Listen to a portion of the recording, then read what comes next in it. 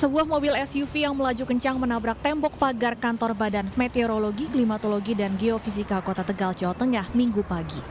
Mobil pun ringsek hingga terguling ke halaman kantor BMKG. Sementara tembok pagar hancur. Diduga sopir mengantuk hingga tak dapat mengendalikan laju kendaraannya. Adapun 3 penumpang di dalam mobil luka ringan. Ceritanya dari sana supirnya ngantuk, pas arah ke sini mau ngejar temannya, pas kaget melihat ternyata belokan, kaget telat akhirnya masuk. Kebakaran Pasar Gembong. Video amatir warga merekam peristiwa kebakaran di Pasar Gembong, Balaraja, Tangerang, Banten, Minggu dini hari. 30 kios ludes dilalap api. Banyaknya material mudah terbakar membuat api cepat merambat. Kebakaran terjadi saat pasar sedang tutup. Tidak ada korban jiwa dalam kebakaran ini, diduga api muncul akibat korsleting listrik di salah satu kios. Kerugian akibat kebakaran diperkirakan mencapai miliaran rupiah.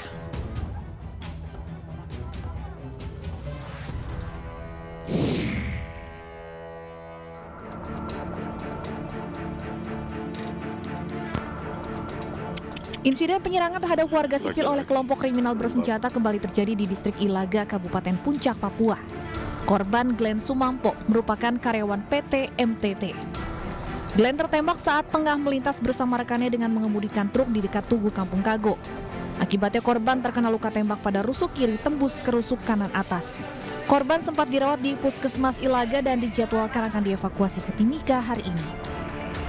Sebelumnya di hari yang sama, seorang prajurit anggota Kopasga TNI AU Praka Hermansyah terluka akibat kontak tembak yang terjadi di Bandara Aming Garu Ilaga. Korban sudah mendapat penanganan medis dan akan dievakuasi ke RSUD Mimika Timika. Tim Liputan iNews melaporkan. Pemirsa, kenaikan harga kedelai membuat pengusaha tahu di Sumedang, Jawa Barat terpaksa mem-PHK karyawannya. Sementara di Jakarta, sejumlah lapak pedagang tahu tempe kosong imbas perajin mogok produksi.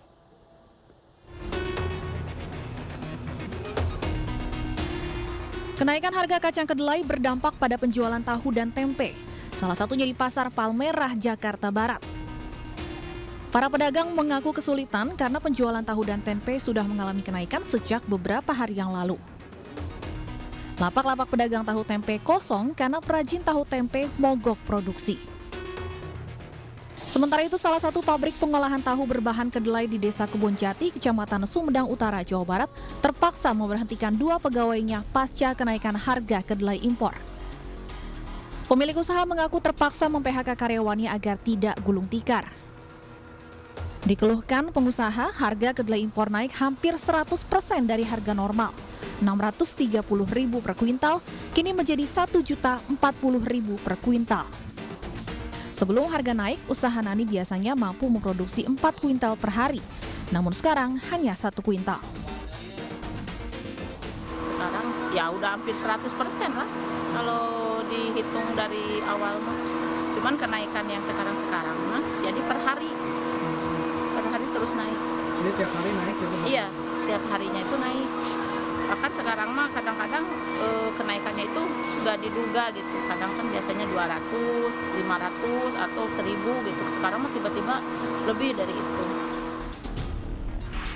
Para pedagang dan perajin tahu tempe berharap ada solusi dari pemerintah agar harga kedelai kembali stabil. Tim Liputan iNews melaporkan.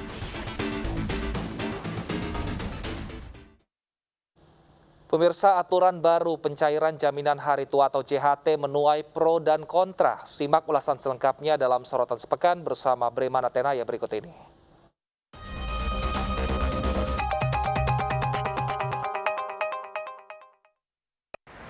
Betapa kagetnya kaum buruh. Tak ada angin, tak ada hujan, tiba-tiba Menteri Ketenagakerjaan Ida Fauzia menaikkan aturan baru nomor 2 tahun 2022 tentang jaminan hari tua. Para buruh pun menolak permenakar tersebut sambil berseru agar Ibu Menteri diganti dengan yang baru. Saya Bremana Tenaya, inilah Sorotan Sepekan.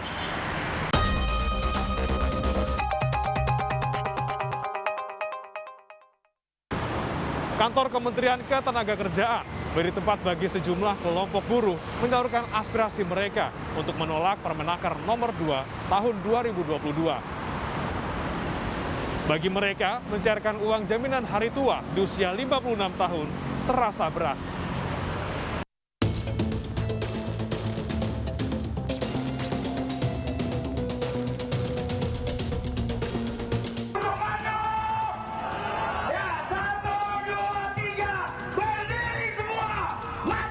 Buruh yang tergabung dalam Konfederasi Serikat Pekerja Indonesia berunjuk rasa di depan gedung Kementerian Tenaga Kerja.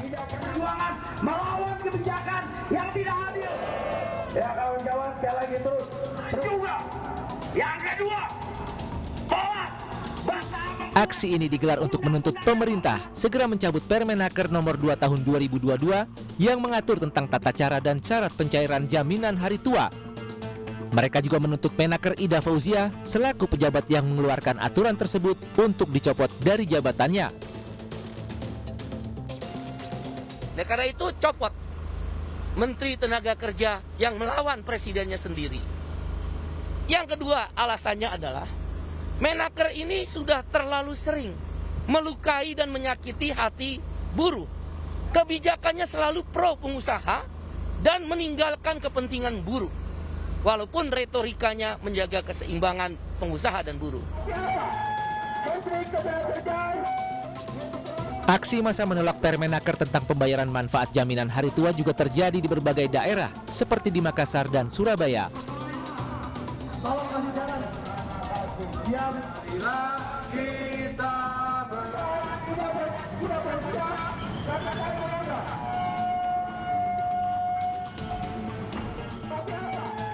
Puluhan buruh yang tergabung dalam Aliansi Perjuangan Rakyat menggelar aksi demonstrasi di depan kantor BPJS Ketenagakerjaan Jalan Urip Sumoharjo, Kota Makassar, Sulawesi Selatan.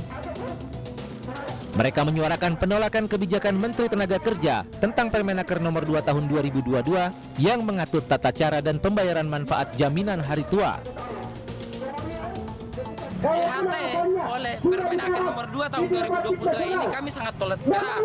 Karena apa? Bahwa banyak kawan-kawan yang kemudian ter-PHK itu tidak dibayarkan pesangonnya. Banyak kawan-kawan yang mengundurkan diri tidak karena memiliki pekerjaan tambahan, tidak.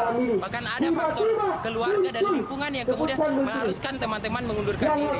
Nah, ketika JHT kawan-kawan ini ditahan, itu akan buruh ini itu tidak akan punya penghasilan lagi. Jadi tidak ada uang yang digunakan untuk bertahan hidup.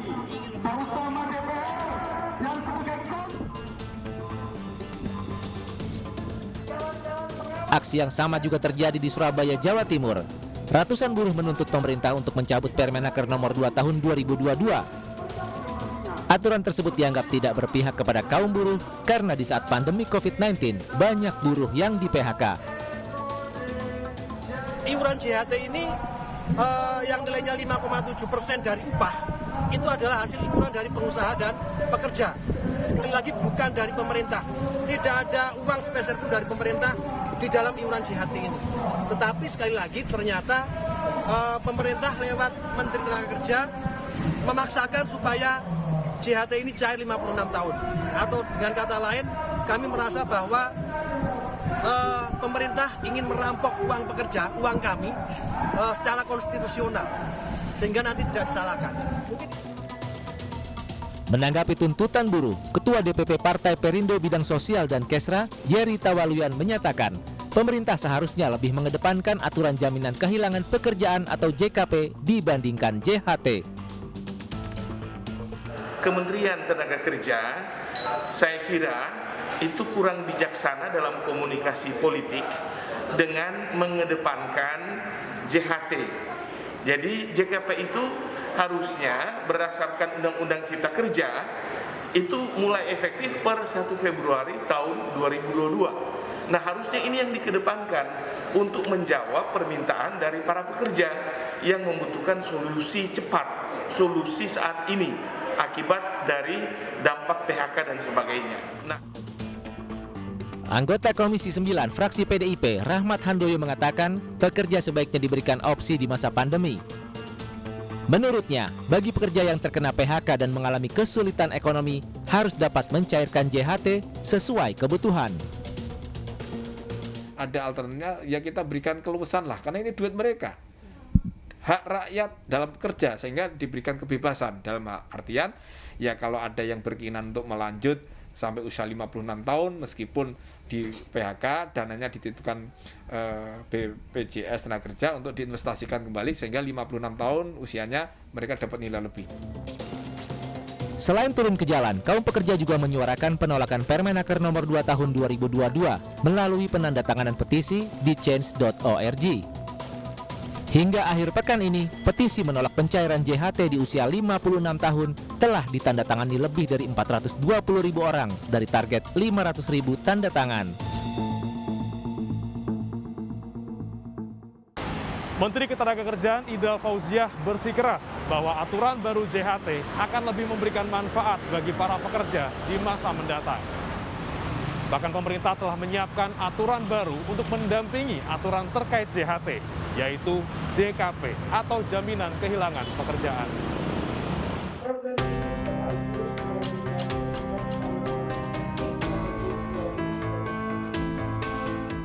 Menteri Tenaga Kerja Ida Fauziah menemui perwakilan serikat buruh guna menjelaskan kembali aturan yang ditekennya.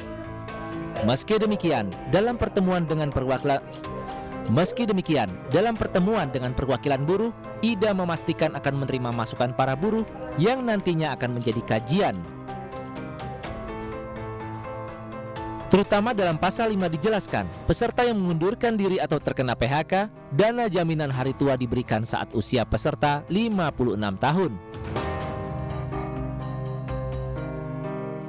Ida Fauziah menyatakan aturan ini tetap memihak kepada masyarakat, terutama pekerja. Aturan ini akan memastikan kelangsungan hidup yang lebih baik bagi para pekerja di masa tuanya. Usaha kita semua untuk menyiapkan agar para pekerja kita di hari tuanya, di saat sudah tidak bekerja, mereka masih dapat melanjutkan kehidupannya dengan baik. Sejak awal, memang program JHT ini dipersiapkan untuk kepentingan jangka panjang. Alih-alih terlalu lama mencairkan JHT bagi korban PHK, pemerintah menyiapkan program baru pengganti pencairan dana JHT sebelum usia 56 tahun, yakni Jaminan Kehilangan Pekerjaan atau JKP. BPJS Ketenagakerjaan menjanjikan, dengan JKP, korban PHK tidak hanya mendapatkan pesangon dari tempatnya bekerja, tetapi juga uang tunai paling lama 6 bulan, pelatihan gratis, dan akses lowongan kerja. Namun tentu saja dengan sejumlah syarat.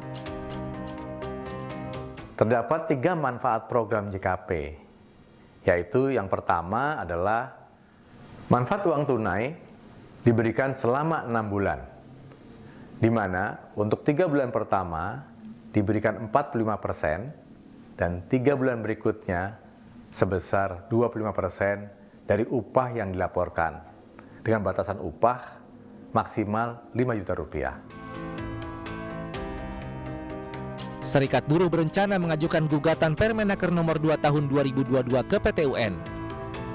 Mereka menilai isi Permenaker Menteri Ida Fauziah bertolak belakang dengan peraturan pemerintah yang ditandatangani Presiden Joko Widodo. Tim Liputan iNews melaporkan.